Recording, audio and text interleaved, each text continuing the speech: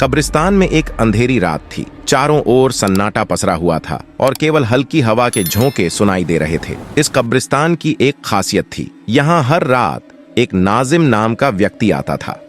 नाजिम एक रहस्यमयी व्यक्ति था जो हर रात कब्रिस्तान के बीचों बीच एक पुरानी कब्र के पास बैठा रहता। लोग कहते थे कि वह किसी पुराने गुनाह का पश्चाताप कर रहा है, लेकिन असलियत कोई नहीं जानता था। एक रात जब चांद बादलों के पीछे छिप गया और कब्रिस्तान पूरी तरह अंधकार में डूब गया, तभी नाजिम ने कुछ अजीब महसूस किया। उसने देखा कि कब्र के पास जमीन हिल रही थी। पहले तो उसने इसे नजरअंदाज किया, लेकिन जब जमीन में से सफेद धुएं का गुब्बार उठने लगा तो नाजिम का दिल तेजी से धड़कने लगा।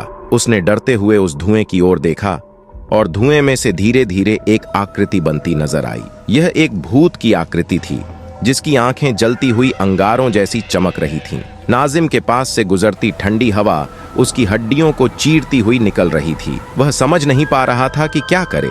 भूत ने धीरे धीरे अपना हाथ उठाया और नाजिम की ओर इशारा किया। उसकी आवाज गूंजी, तुम्हें याद है वो रात जब तुमने मुझे धोखा दिया था? नाजिम की आंखों में पुरानी यादें तैरने लगीं। उसने देखा कि वह भूत वही है जिसे उसने कई साल पहले धोखा देकर मार डाला था। अब वो भूत बदला लेने आया था। नाजिम ने कांपते हुए कहा, मुझे माफ कर दो, मैंने बहुत बड़ी गलती की थी। लेकिन भूत की आंखों में कोई दया नहीं थी। वह धीरे धीरे नाजिम की ओर बढ़ने लगा।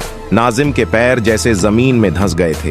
वह भागना चाहता था, लेकिन उसकी टांगों ने साथ छोड़ दिया था। भूत ने अपना हाथ नाजिम की गर्दन के पास लाया और उसकी आत्मा को जैसे बाहर खींच लिया। नाजिम की आंखें फटी की फटी रह गईं और उसके शरीर से जीवन की आखिरी किरण भी निकल गई। कब्रिस्तान में एक भयानक चीख गूंज उठी जो दूर दूर तक सुनाई दी। सुबह होने पर लोग नाजिम की लाश को कब्र के पास पाए और उसके चेहरे पर एक स्थायी डरावनी अभिव्यक्ति थी। इसके बाद कोई भी उस कब्रिस्तान के पास नहीं जाता था, क्योंकि कहते थे कि नाजिम का भूत अब वहां भटकता है, अपने गुनाहों की सजा भुगत रहा है। इस तरह कब्रिस्तान में नाजिम और भूत की कहानी हमेशा के लिए दफन हो गई, लेकिन उसकी डरावनी यादें लोगों के दिलों में जिंदा रहीं।